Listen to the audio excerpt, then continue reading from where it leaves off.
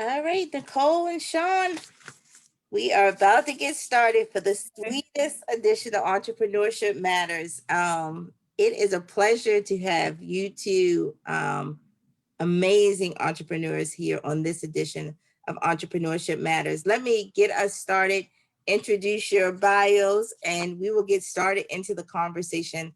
I promise this is an inspiring one. So, Entrepreneurship Matters is a conversation with two entrepreneurs about their business and their journey along entrepreneurship. What we know is successful entrepreneurs and businesses are not built in a day. It takes undiluted passion, multiple failures, a lot of grit, and a long-term commitment to make it happen. We are so pleased to host this at Johns Hopkins. The genesis of this was from an entrepreneur, young entrepreneur, Camry Moses, only 17 years old, but a booming entrepreneur who has a smoothie business, who came up with this concept. And we are now in our 30th week of Entrepreneurship Matters. This week, we are featuring all about ice cream. Nobody scream. I'm going to make a lot of ice cream jokes throughout this. So Nicole and Sean, bear with me. I'm going to do it. But we are talking with Nicole Foster and Sean Smeeton. Let me tell you about who they are. So Nicole Foster is the co-founder and CEO of Kaju Creamery. Nicole has a really amazing career. She aligned her career in public health, an obsession for healthy food, and a passion for social justice to create the first plant-based creamery in the Washington, D.C. metropolitan area, which offers dairy-free ice cream made exclusively from plant-based milks, as well as other plant-based products. She has been featured everywhere. Bloomberg Business, Veg News, Eater, Thrillist, local radio, print, and we're so glad to be able to have her today on with us. She said it's a small company. I'm going to put the name on it. It's going to be an international company, but it has a big mission to reimagine ice cream as a healthy food using more sustainable ingredients and to transform and uplift community through workforce development of returning citizens.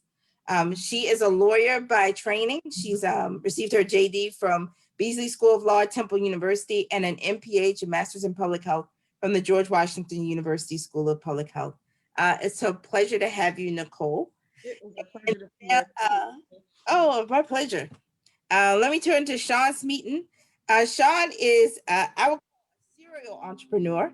He started his professional career as a CPA with Coopers and LeBran in 1989, driven by his passion for social justice and belief in the power of business to solve social problems. He left his career in public accounting in 1993 to pioneer a social business movement in Baltimore.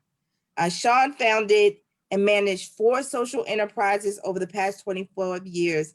And in 2010, the nonprofit social enterprise Sylvan Beach Ice Cream was spun off as a for-profit. We're going to talk about that, Sean, spinning off a nonprofit to a for-profit benefit corporation named Taharka Brothers Ice Cream. Taharka Brothers became, am I the first to announce this? No. Oh, okay. It's new. I'm gonna claim it. I'm the first one on Facebook. That's right. To become 100% employee owned in December of 2020. A huge deal.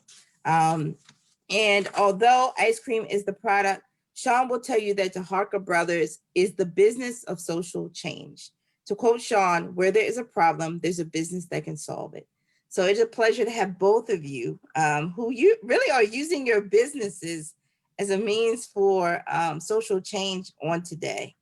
It's really a pleasure. So let's get started into the question of what inspired you to embark upon this journey. I'll start with Nicole and then go to Sean. What inspired you to be an entrepreneur? It was a calling. I think that I was an attorney. I was enjoying the work. However, I was a prosecutor. And so it just wasn't aligned with my consciousness. Sure. So I left and started my own firm, and I did criminal defense, which I loved. And I soon I tried cases. I mean, it was just, I really enjoyed it. But there was a burning desire to do something around food. And at the same time, I was a founding chair of the Juvenile Justice Committee of the ACLU in Miami.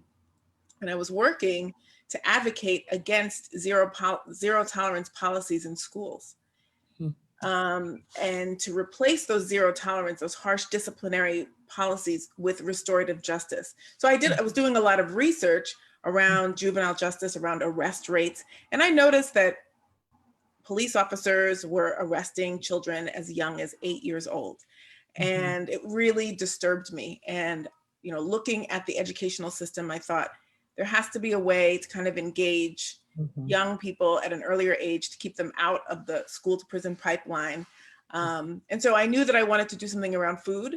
I knew that I wanted to do something around this particular school to prison pipeline issue, working with at-risk youth.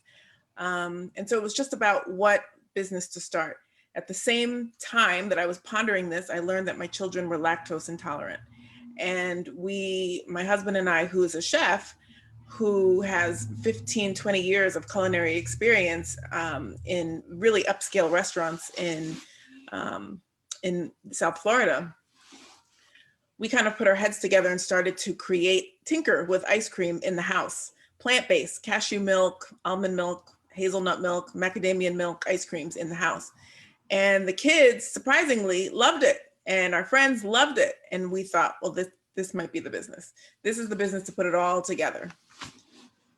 So that is pretty, I mean, I'm going to get back to this, but your story sounds very similar to many of our entrepreneurs that we have featured. Their passion collides with a need or problem, and out is birthed something that benefits far beyond yourself, a greater good. But amazing story. Sean, how did you go from CPA? So we have a lawyer going to an entrepreneur. Now we have a CPA to an entrepreneur. What inspired you to shift? Well, I probably was mismatched personality-wise from being a CPA, or maybe not personality-wise, skill-wise, but through my experience being a CPA, the firm I worked for, we just did a volunteer project in the city where we helped coach a basketball team and a middle school basketball team. And that experience kind of opened me to a world that I had never really seen much of. I grew up in Northern Virginia. So Baltimore City was my first big urban experience.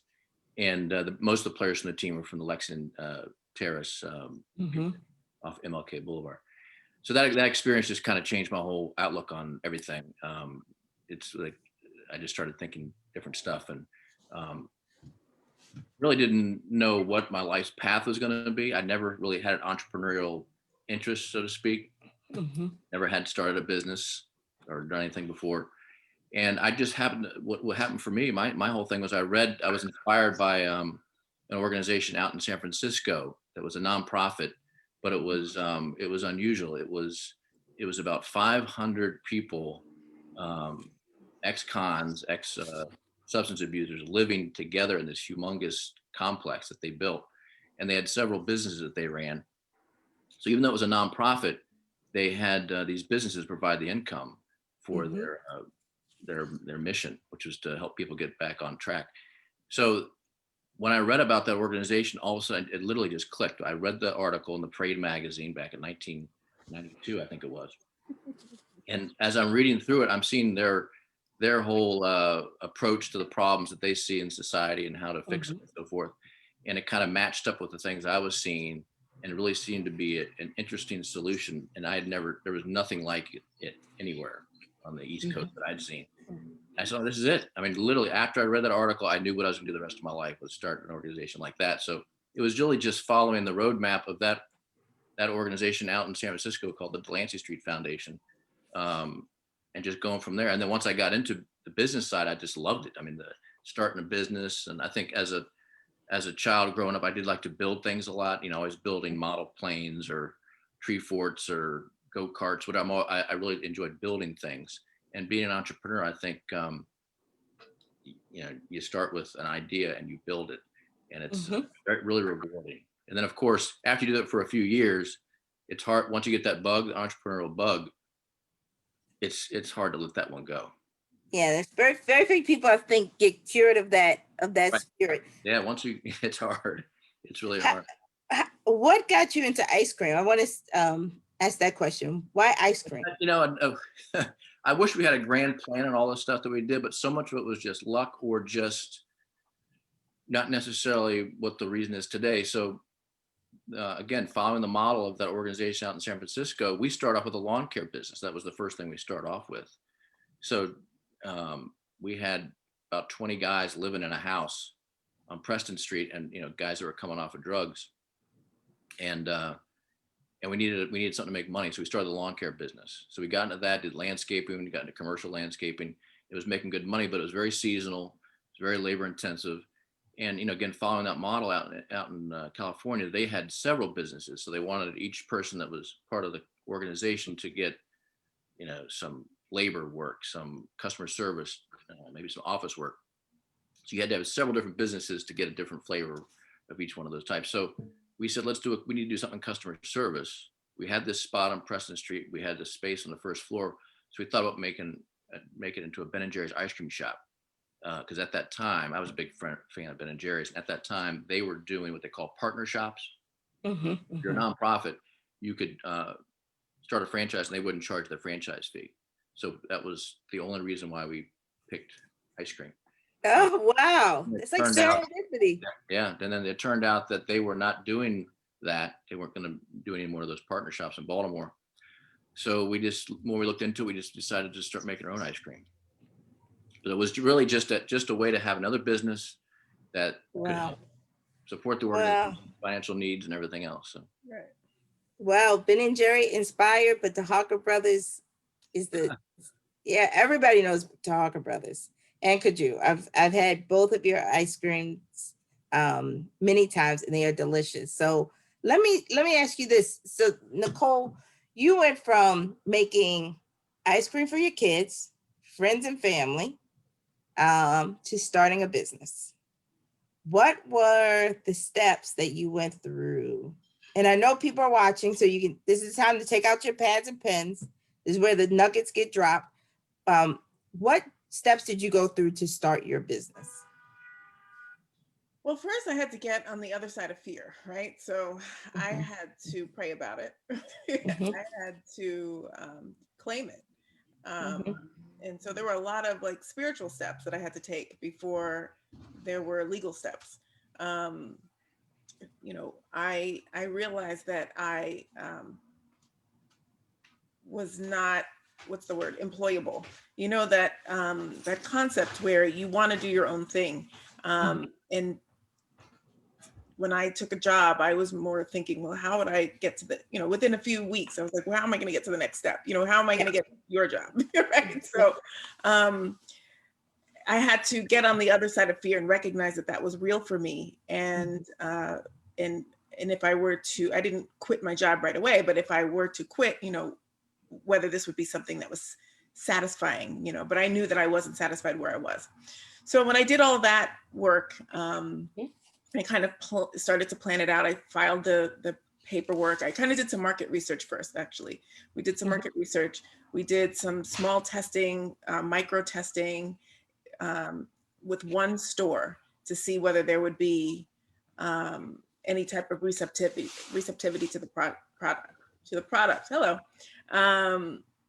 And we also did a lot of private tastings to see whether, to find out, did some focus groups, basically private focus groups, to see, what do you think of it? Because our product is 100% made by hand from scratch.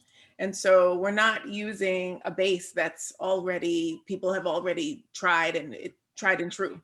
So it was something we had to investigate, whether our recipes the recipes that we want to take broader, because we had our own recipes from home, but now we want to broaden our collection.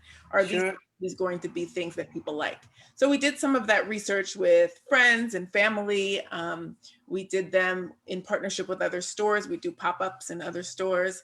And then when it seemed like, yes, this was definitely something that we can do, we started to file the paperwork.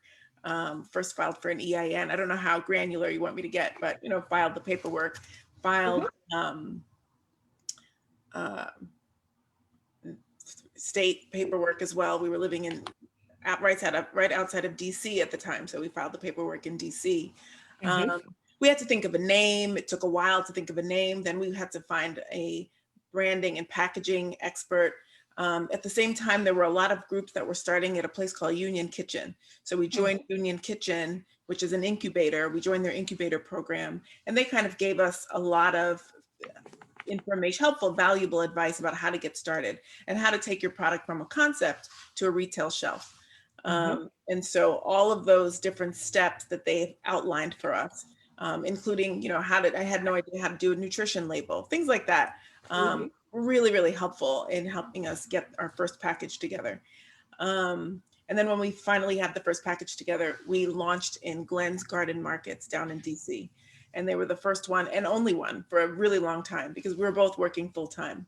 And so it was really a hobby, so to speak, a kind of a side hustle, just to see whether there would be interest. But we really enjoyed it.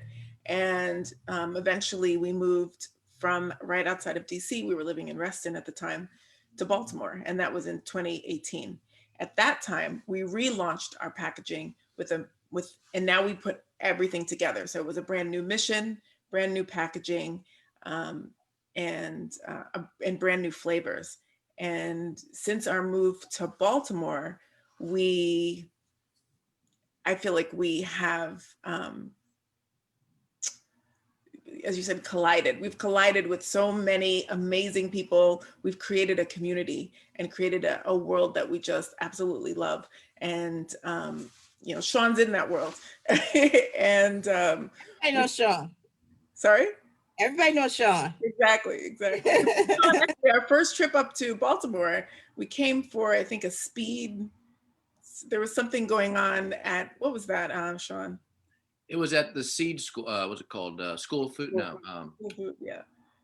What that thing is called? The Seed something. But yeah. City Seeds. City Seeds. Yeah. There you go. Yeah. So that's where we first met Sean, and we met a number of other entrepreneurs, and we loved the spirit of Baltimore. There were so many creatives, and that there was a thriving food culture. And so we thought, this is really, we first started traveling up, and then we said, you know what, this is crazy. We're coming up here twice a week from Reston, an hour and something. We said, let's just find a house here. And that's what we did. And so that is a beautiful story. I mean, it's beautiful, the arc of your business, but also we're so blessed to have you in Baltimore. We love being here. We love being here. Yeah, the spirit of the city. Beautiful. Let me point. I took down 10 steps you went through. So I'm going to call those out for folks. I know they're taking notes. One, you say you prayed about it.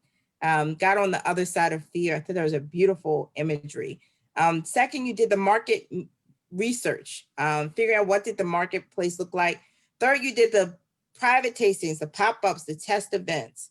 Then you did the legal parts, which were the file the EIN, get your name, your branding, hiring a branding and packaging expert to be able to help you with that. The sixth was you join the incubator, which then led you to, getting your nutrition labels and your concept, going from concept to retail.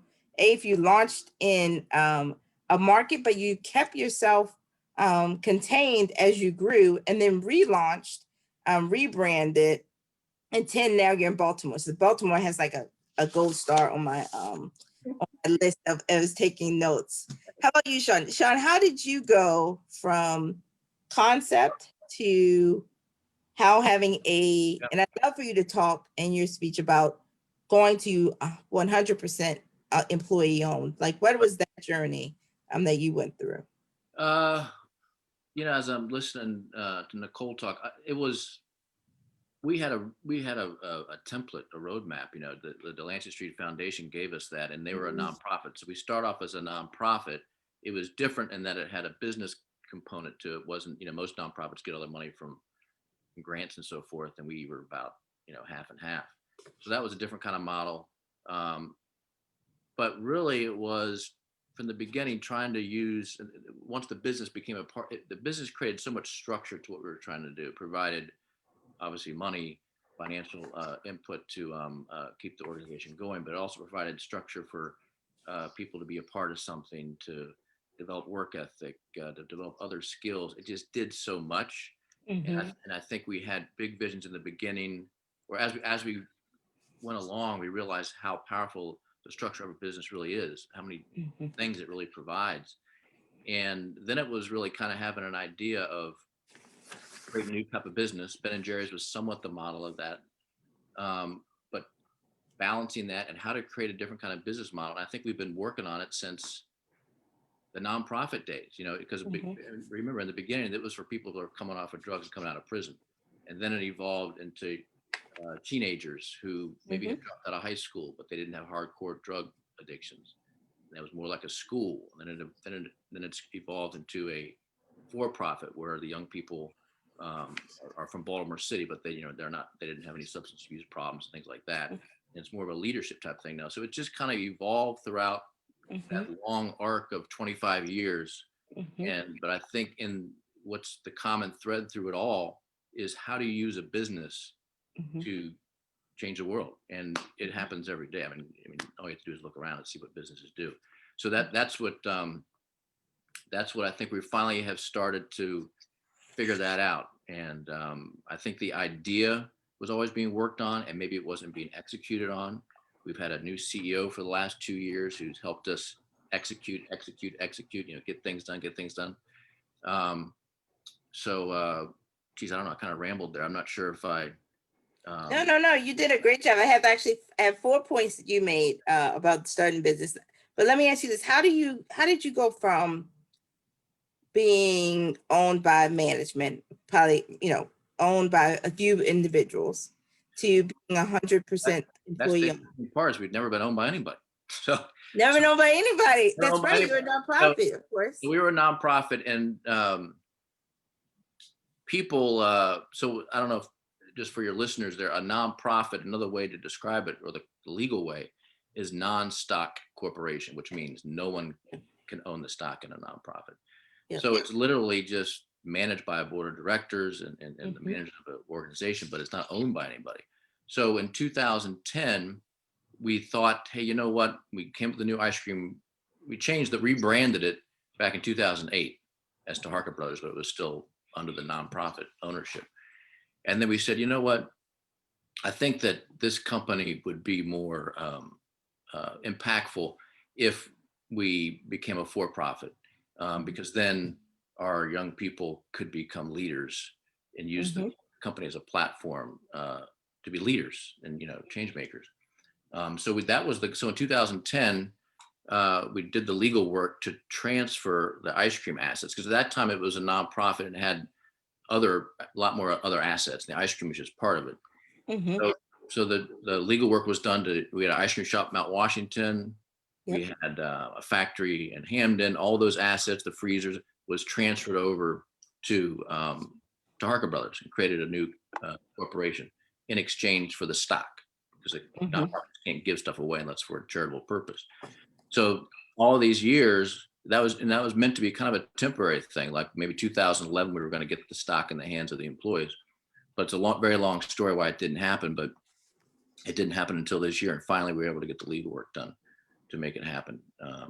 And it's a way that I think if you have, I wish we had a couple of our guys on the call here, because they've been here a long time and now they're actually officially owners, and it puts you in a different mindset. You just think differently. For me, being the person wasn't the owner, but was kind of like the holder of the flame to keep the thing going through all these different eras and keep the thing moving. It definitely helps to have 6 people now wearing that ownership title or leadership title. Spreads everything out. So I'm not stressed out anymore. I'm not working 100-hour weeks like I used to for all 20 years. It's spread out, and then everybody just it's cool. It's really cool. No, it's huge. And I know a number of people that work for you that becoming an owner is a huge deal. I mean, yeah, I mean, It's game changing. Wealth creation, a whole host of things. I forgot to mention this. When we became a for-profit, I'm a Ben and Jerry's. I mean, just a maniac. I love Ben and Jerry's. I love their whole business model. And I don't know if you know their story, but they were bought out by Unilever, and then they didn't want to be bought out, but they were bought out. Actually, let me go back a little bit further. So before that, when they got to a point where they needed to grow or basically go under, and they didn't have enough money to get loans from banks or anything. So they did almost what you could do, what you would call today a crowdfunding campaign. So I think it was at some point in the 80s, they did what they call a direct public offering. So it's like an IPO, but it's only for people that live in a state. So they're in Vermont. So they offered up this stock to buy stock in Ben and Jerry's, and they used that money to build their factory, and the rest is history. So when we became a for-profit, that's what we wanted to do. We wanted to do a direct public offering to the state of Maryland and get the community invested in the company, because we figured if everybody's in on it, we could make big change. So that was the idea. And then we couldn't get any law firm in town to underwrite that. It was a very unusual thing back in 2010. Now there's legally easier to do. So we just never pulled it off. But that was the original idea of Spin Up, was to get access to capital that you couldn't get the average person, we couldn't get a loan from a bank. So we're going to go to the community to get capital. And now you can do it with Kickstarter campaigns. They got all kinds of stuff going on now. Yeah. No, both of you, that's an amazing concept and a story of really getting a community invested, both of you through your work. Let me give the points you made, Sean. First, Delancey Street was the framework that you utilized, and the business really helped to. Second point was making the business became the structure through which to do good. The third, really balancing on how to make a variety of different businesses. So the evolution of the business from really working with individuals who may have had substance abuse issues and who may have been formerly incarcerated, to young people and utilizing as leadership development. And then really the shift from a nonprofit to a for-profit, and then with employee ownership. Let me remind people, because I got so involved in this conversation, I forgot to tell people who are listening on the phone how to text their questions in. Text them in 22333, type JHUWL in the message. You can also put your questions, which I'm already seeing in the chat on Zoom, or you can put them on Facebook and they will come to us here in Zoom. Let me get to this question. What has been your greatest accomplishment thus far? The best days are ahead of you, but what in your business as an entrepreneur, what would you say has been your greatest accomplishment? Nicole, what would you say? Are you on mute? I'm sorry, my dog was barking and I didn't want everyone to hear that. So. Oh, that's okay. I would say we have, as I said, we've created this wonderful community of people who, since moving to Baltimore, and who have really rallied around us. So we just actually launched a Kickstarter campaign, speaking of crowdfunding. And we looked into investment crowdfunding first, which I think is kind of what Sean was alluding to. But we went the route of a traditional Kickstarter, and we wanted to raise $30,000 to help us, because so I guess it's two things. We just were able to, we won a storefront competition. And so that allows us and affords us an opportunity to have a retail storefront and small production facility on Howard Row. So that's slated to open in spring of this year, 2021. And it's going to be very, yeah, that's really huge. And it's exciting because we will be on a block with all other Black entrepreneurs on Howard Row. And so it's historical, because I think Howard Row was always kind of an economic, center hub, but not necessarily one where we were welcomed. And so this is, we are helping to kind of revitalize that area. And not only that, we are all Black entrepreneurs offering healthy things to the community. So we'll have cashew with our plant-based ice cream. There'll also be my neighbor, Vegan Juiceology, and they offer juices and other healthy options. There'll also be Couples Tea, which is an urban tea house. And then there'll be a Black-owned yoga studio and a Black-owned spa. So it's like, it's a one-stop shop for all your health and wellness needs right there on Howard Row. And it's super exciting. So that's one huge victory. But then in order to build out that space and to kind of keep up with the demand, we started a Kickstarter campaign. And we're so surprised and so humbled to see our community rally around us to support us in that Kickstarter campaign. So we were successful in raising about $30,000 last year. So even in the midst of a pandemic, it was a wonderful year, for Cashew and our growth and expansion plans. Let me stop you right there. What is a Kickstarter for those who are watching, who are trying to, who may be an entrepreneur like yourself, but also maybe someone didn't know about your Kickstarter, but would love to support business. And Sean, if you would talk when I get back to you about, how the concept you're talking about, how could we do that in Baltimore? But what's a Kickstarter and what was that for you, Nicole? Kickstarter is a platform that allows you to raise funds through what's called crowdsourced funds, or crowdfunding. It allows you to tap into a wide array of people to share your concept, share your product, share what you're going to use these funds for, and appeal to them for financial support. In return, you give them small rewards. And so we've given, a number of rewards in exchange for donations from $10 to $1,000. So that's essentially what a Kickstarter is. Kickstarter is unique. It's similar to a GoFundMe, except GoFundMe, I think now is charitable. Yes. Kickstarter is all or nothing. So you either raise the 30,000 or you get zero. And so it was a nail-biting experience last year through that 30 days. But you raise it all or you get nothing. You raise it all or you go get big or go home. That's right. 29,999. Sorry, buddy. I mean, I guess, Whoa. Yeah, so it was a really kind of scary experience, but we had faith that we were going to pull through, and we did. And, again, rallied by our community, there was a lot of press coverage around it. It was a community experience. It wouldn't have happened without the community behind us. So that was a huge victory. And I think there was a challenge. The challenge has always been, I think, for Black entrepreneurs finding capital. I think it's like 1% of less than 1%. Less than 1% are able to access capital in the same way. And so this was is a start to overcoming that challenge.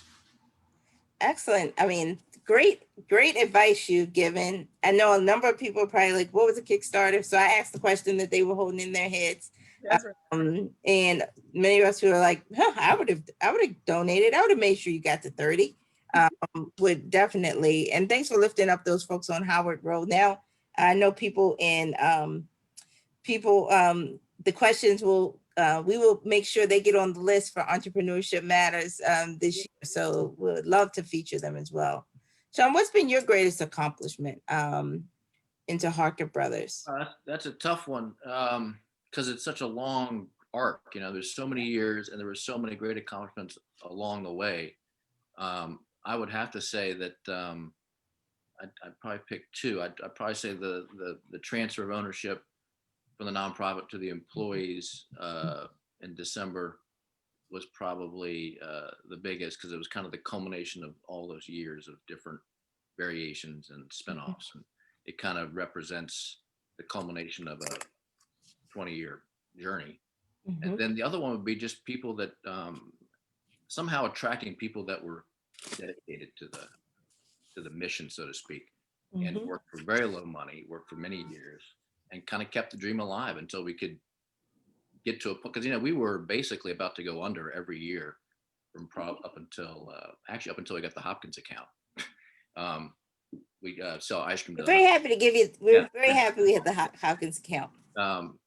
So yeah, we were about to go on and, trying to make payroll every month, going into debt with all kinds of stupid things that I did to, there's a thing called Fund Box where you can, I don't know if you heard of that one, Nicole, but I wouldn't recommend it. It's dangerous. There's a thing, Don't do it. hooks right up your QuickBook, and they go off your receivables, and they say, oh, you got 50,000 receivables. You can go ahead and click the button, and we'll send you 10,000 tomorrow on your bank account if you want it. But so anyways, it was always just struggle. And but we, with a group of people throughout the years, and it's a huge list, had just kept it going, kept the idea going, and we finally have become profitable in the last few years. And yeah, it's so I'd say that those are the two things that stick out. Huge, amazing story, both of you, extremely inspiring. Let me get to this question. I've seen it a couple of times coming through. You both are in perishable product businesses. Ice cream, although we would love for it, doesn't last forever. How do you think through that? Do you have advice for others who are in sort of the perishable product business, individuals who are thinking about, smoothie business, like shelf life and things of that sort? Are there any things that you use to get advice on that, or any places or knowledge on how to just deal in that industry?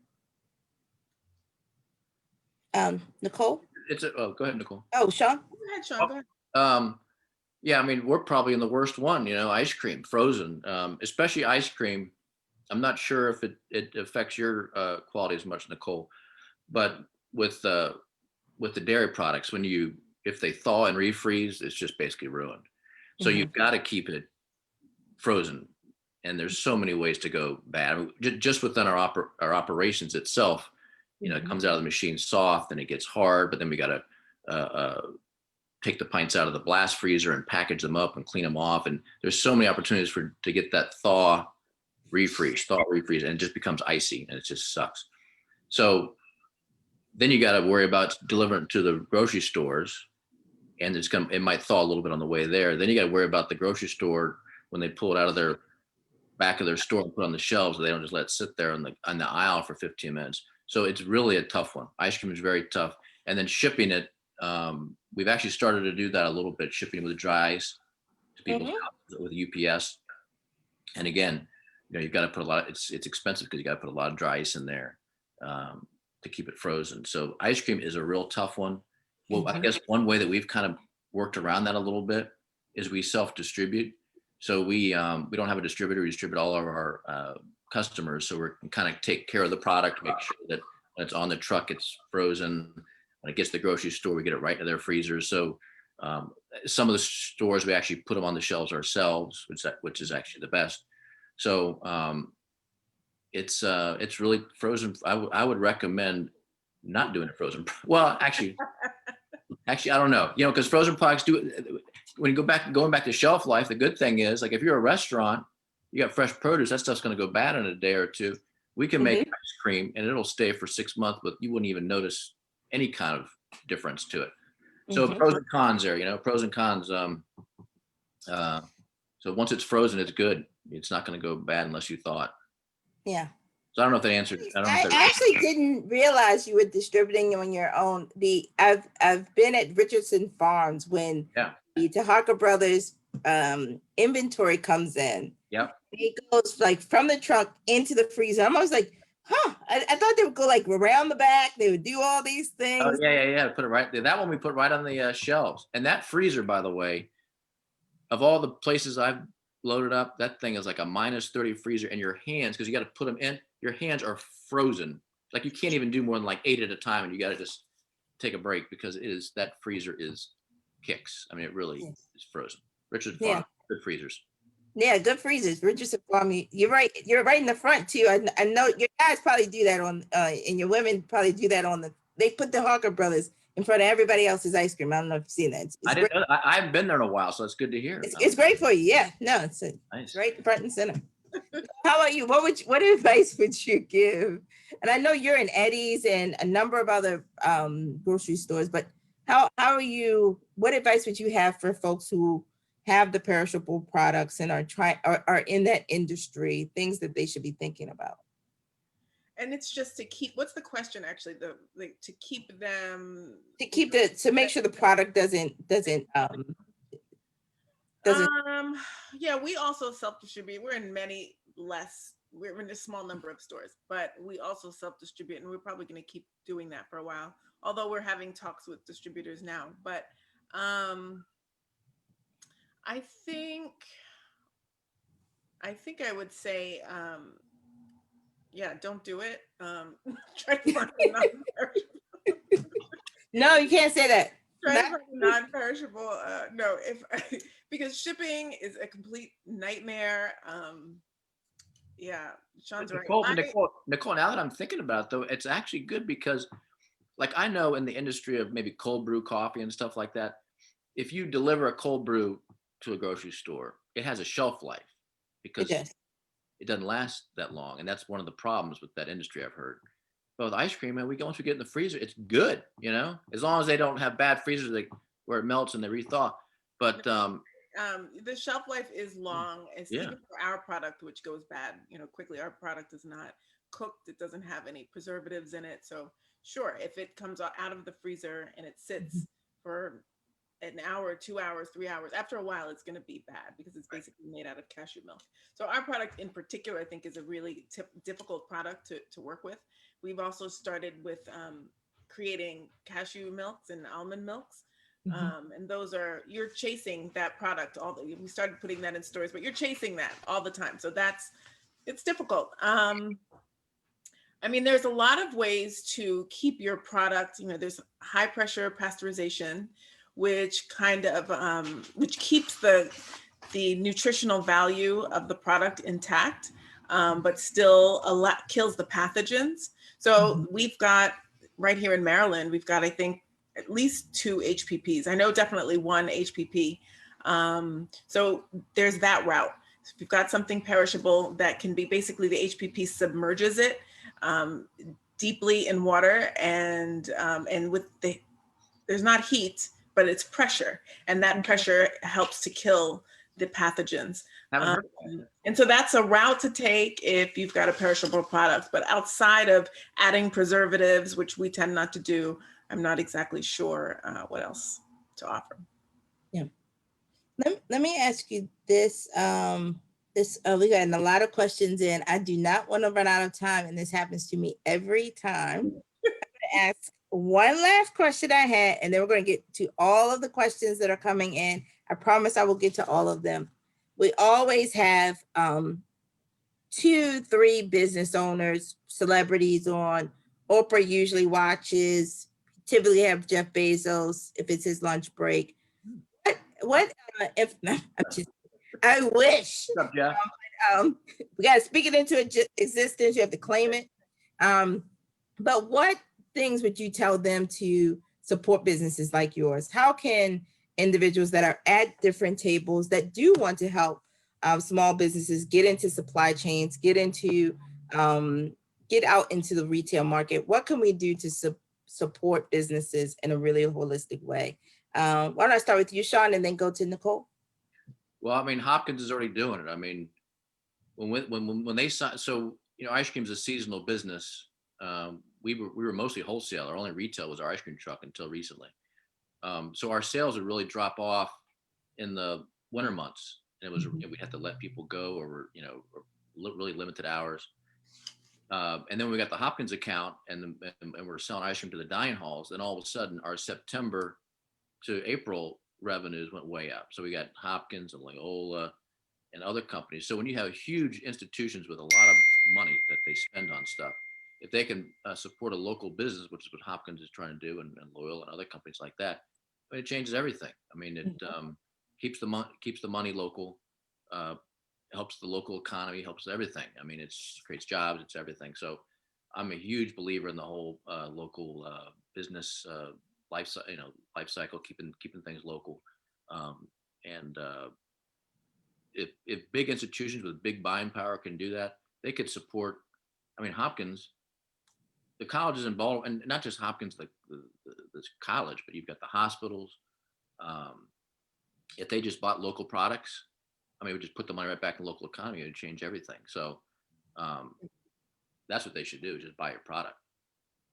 You spend a lot of time and I didn't even plant you there to say that, Sean. I mean, you're not even a plant. I'm not even a plant. I mean, you're not even a plant.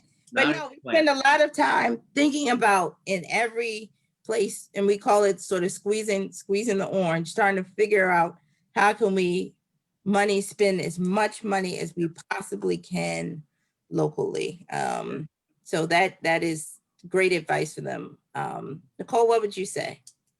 I think the opportunities are really opening up. I think you speak about celebrities, Oprah, hello, but Oprah, Jay-Z, Rihanna, they have actually just recently put a lot of money into, Kevin Hart put a lot of money into Black owned and healthy type businesses of late through their investment groups. And so I know Partake Foods is a cookie that is free of the top 8 allergens, just closed a $4.8 billion deal, Series A round with Rihanna, and previously $1 million round with Jay-Z. I know Kevin Hart just invested in Ellis Island Tea. So I think the opportunities are opening up. I think there's a lot more attention to Black and Brown founders. And people are looking at, hey, what are you guys doing? Because we're coming with the culture, we're coming with some swag, and so people like that. And there's a lot of money out there in support. So we're not at Hopkins yet, but hint, hint, maybe. Hey, I'm always open. I tell you, the young people, they love. I mean, and I think just people in general, it's not a hard sell in institutions to talk about buying locally, seeing employees that are your neighbors, benefiting from buying. And so, I just say that for other organizations, sometimes it takes effort. It is not a given. It's not a given. It takes effort, but it has huge dividends for us locally. And I agree with. I think also if you can keep the ownership local, I know these celebrities investing is a good idea. I mean, it's great, you'll take money, but if you can actually get the ownership local as well, and maybe spread it out amongst lower investments, $500 investments instead of 5 million, then you can get a whole city invested in itself. I agree. Yeah. Definitely, that's an idea behind, as I was mentioning before, investment crowdfunding, and allowing the city to gain as you grow. So that they're not just investing and they get a coupon back or something like that, but they're investing and they're actually making money as you grow. There's a real incentive to help you expand. No, absolutely. Let me ask you this. I'm going to get to this question because it's an important one before we have 12 minutes, so we're going to get them all in. Your favorite? I'm going to go first in this answer because I have a favorite flavor from both of you, but what is your favorite flavor from each of your stores? I love sweet potato, Nicole. That's my favorite for you. And honey graham, Sean's my favorite from Taharka. But what's your favorite flavor from your brands? Nicole, what's yours? So I lived in Miami for about 10 years and probably had a cortadito every morning, which is a little tiny espresso with some steamed milk and tons of sugar.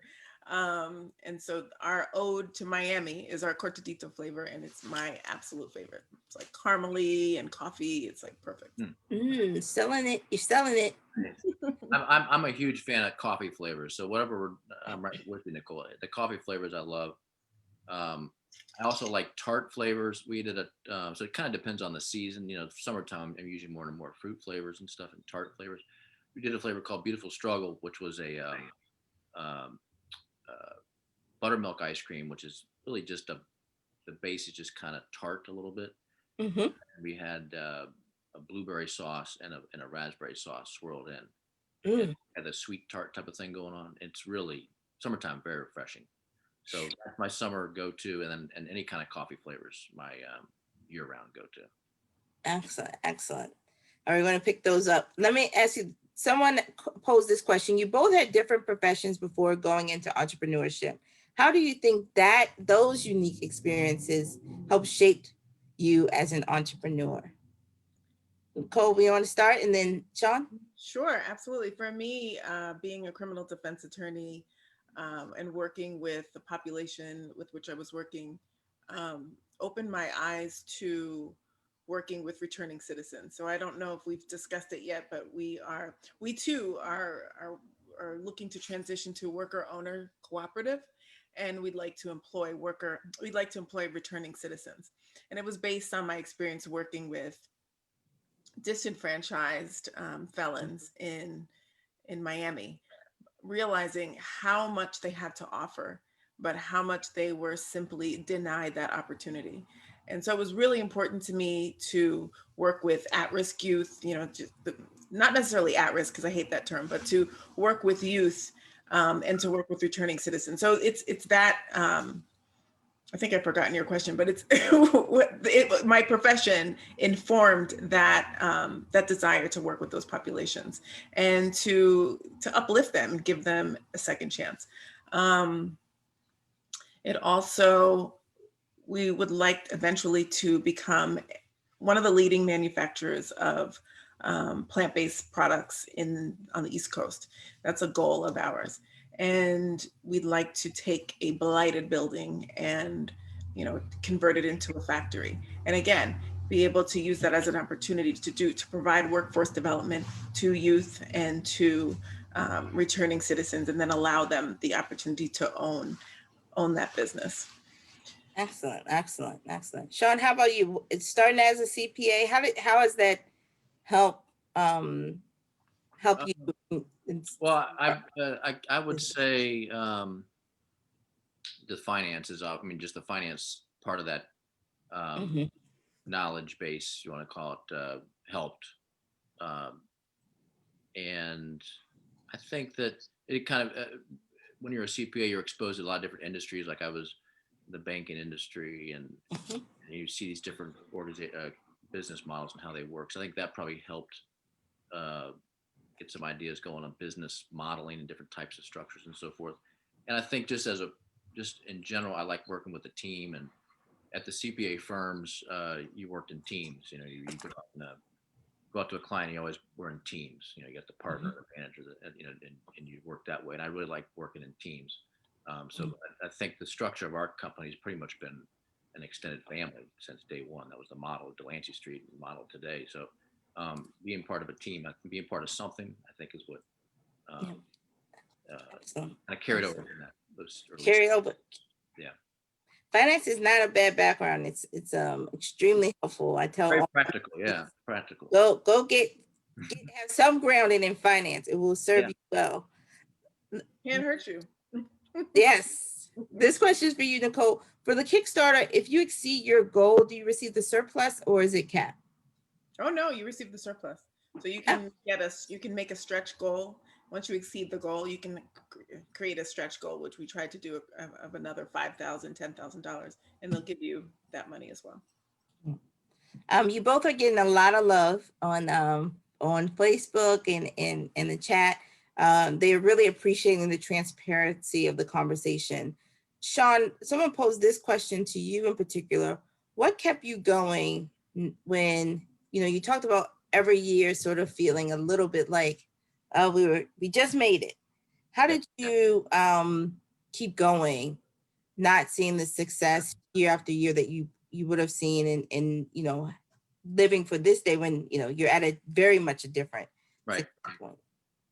I think in the beginning it was like commitment to people and trying to see something through, and that lasted for the first few years. And then we transitioned throughout the years. I think the vision became clear, and just having a real strong belief in it, and thinking that it's going to flip at one point, and something it's finally going to turn. And then every year there'd be something that would be that carrot that would keep you going. It was the Hopkins account one year, or somebody who came to work for the company that was very inspiring and helped take us to the next level. It's always been something every year that's kind of gave us that energy to keep on going.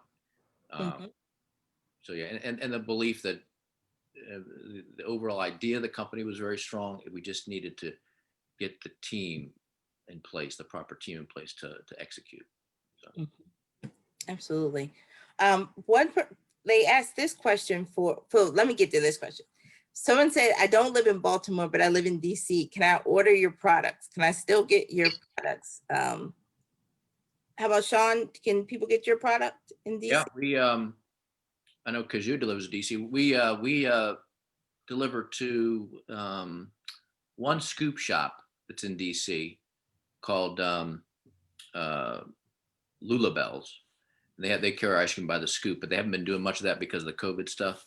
We do sell our pints to some grocery stores down there. Streets Market has like 6 grocery stores in the DC area that we sell to, and there's a couple small markets like Good Foods Market. If you go to our website and you look up where can you find us on the tab on the website, it'll show you all the different places. But yeah, we do sell to DC. How about you, Nicole? Do you have We're just we sell to one scoop shop there as well called Here's the Scoop on Georgia Avenue. And then we sell to Glenn's Garden Market still. And then we just met Foxtrot is opening up in DC, in Georgetown, in Mount Vernon. So we'll be selling there as well. And then we also will be in the streets markets. We're in the streets markets here, but we'll be in the streets markets in DC within the next couple of weeks. Congratulations. That's awesome. Yeah, it's huge. Huge. Yeah. Let me ask you this really quickly. Was the PPP program, I know a lot of people have a lot to say about it. Was it helpful to either of you? For us, it was big time. Yeah. How about you, Nicole? Was it No, helpful? we didn't. Okay. We're not successful in applying to that. We will have a workshop on that because the That's next a great idea. Yeah. door, as much of our businesses here in Baltimore get help. And there are a number of banks who are really good. Most people didn't know about those banks, but we had a couple of banks in Baltimore that did exceptionally well. This question, what's next for both of you? Do you see your products being in Whole Foods, Mom's Organic, Trader Joe's, nationally one day? What's next for both of you? Yeah, that is our goal. We really wanted to open up here first and then eventually launch nationwide. I know next we are, as I said, opening up our store in April of 2021. So that's huge for us because we're still quite small. And so this will be a great opportunity to experience a retail storefront. Second, we are we're working on shipping nationwide. So it's still a work in progress, but that's something that we hope to do by April. So by the time we have the shop open, we want to be able to be shipping across the country with that. And then, as I said, we are working on a proposal to open up a facility, a factory. So that's what's next. And then in terms of those stores, we're working on distributor relationships now that would help us to take us nationwide. But we need a little bit more infrastructure to do that. So we're going slowly but surely. We'll get there eventually. John, what about you? What's next for Tahaka Brothers? Well, that's a good question. It's kind of, so we've got this really, really talented CEO working for us. And he goes back to the earlier days of when we were a nonprofit, and then he left and started his own computer company. He's come back, and he's working on a strategy. What's interesting, there's so many different ways to go. You can go retail shops, you can go pints and grocery stores, you can do your ice cream truck, you can do catering. I mean, you can start doing novelties, you could do vending machines. I mean, there are so many, and that's what I am. I'm like all over the map. So the CEO is like, no, you got to focus. We're going to do this, then we're going to do this, we're going to do this. I want to do ice cream sandwiches, I want to do vending machines. So I'm all out there, and he kind of hones us in. So we're trying to figure out the strategy. I think for 2021, just because of the uncertainty, we're just going to kind of try to build our grocery store business. We got 3 ice cream shops now. Hopefully they'll grow on making those better. And also we're going to be working more on the social mission stuff. We didn't really have the money to do as much as we did before. So we really want to really start working with the community and amplifying organizations that are on the ground, doing things to make Baltimore better. Yeah, excellent. Let me make sure I get this last question in, and then we're going to wrap up. I'm going to have 30 seconds or I'm going to get pulled. But what's the best way to solicit for private investors? Do you recommend businesses taking out loans? Do either of you have private investors or? I'm not a fan of private investors. I like loans because there's a lot of access out there. There's now for loans. Mhm. Same. We're working through an organization that's providing non-extractive loans, and I recommend that 100%. Yeah, we got a big loan from Bread, which is the local organization that gives out non-extractive loans to worker-owned businesses. So, yeah. Excellent. Excellent. I want to thank both of you. How can people get in contact with you? Nicole, I know you're on social and you have your social handle there, but tell us how we can get in contact with you.